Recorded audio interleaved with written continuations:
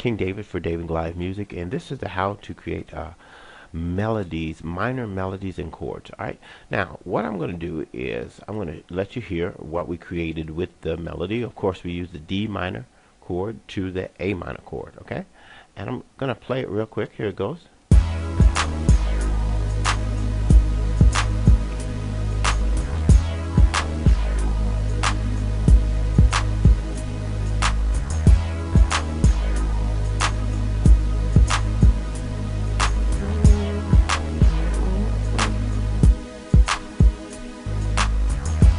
Alright, so it's really interesting beat that could be used in such a vast amount of ways. It could be for rapping, for singing.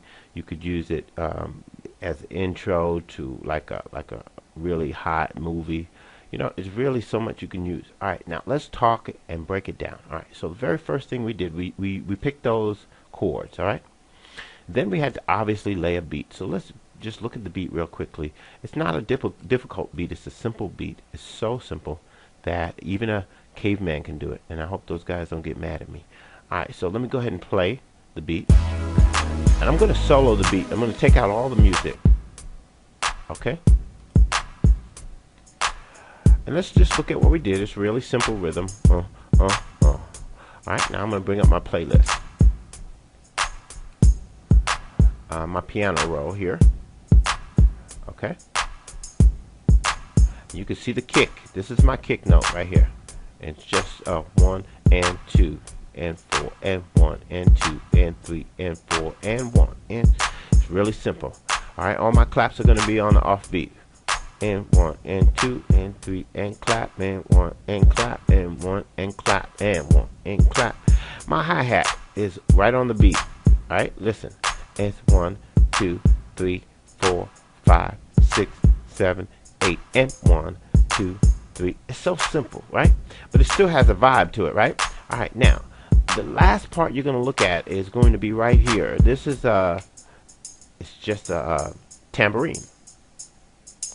All right, and I ran that through a simple reverb. I put an EQ on it, and I set it with my hi-hat settings, so I could go ahead and use my hi-hat preset. This will bring out that high. Now this was played live. I actually recorded it, so I want you to look at what it looks like live. Alright? I'll bring that right here. If you look right here, this is the tambourine part. How did I play it? I played it from a Korg Triton.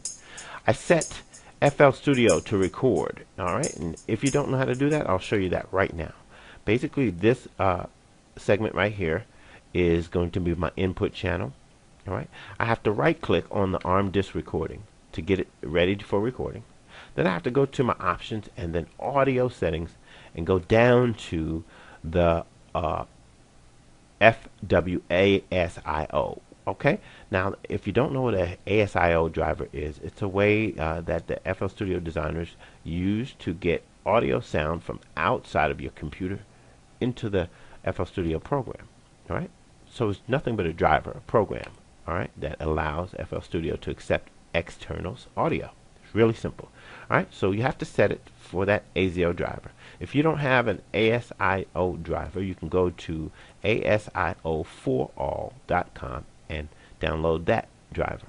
Once you have that installed, you can then use that with FL Studio.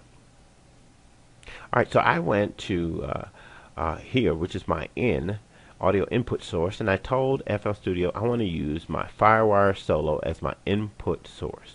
Okay, I arm this to record by right clicking until it turns orange. Now the other thing I need to make sure that I do is when I go to my insert channel, I need to make sure that this enable send from insert 7 to master is turned off. If it's lit orange like that, I need to left click and turn it off, because what will happen is I will get an echo.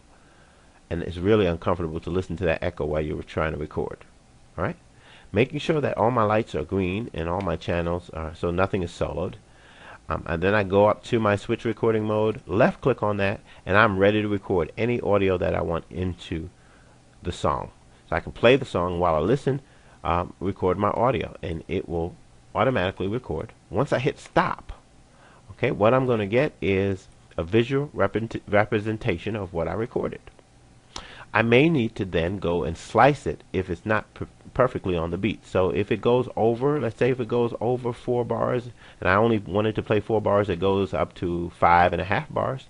I take my slice tool and I left click just like this, so you see that line, and then I let go, and that will slice it exactly where I need it to be.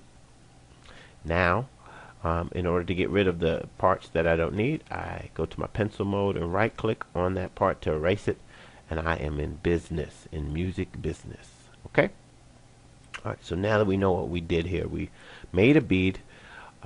We have our melody already in our head.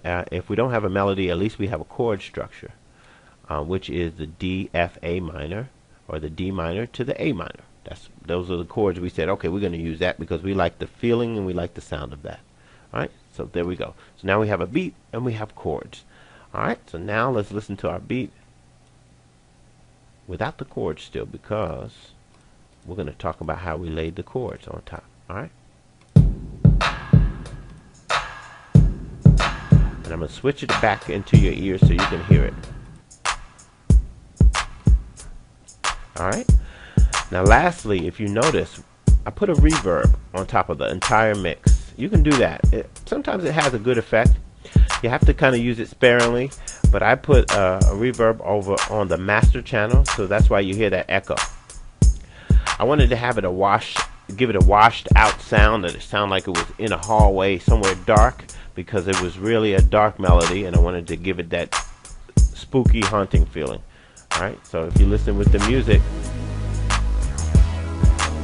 I think it does what it's supposed to do, right? Alright, great. Let's move on to the next segment. My name is King David. This is how to make minor chords and melodies using FL Studio. I'm King David. I'll see you on the next segment. One love. Peace.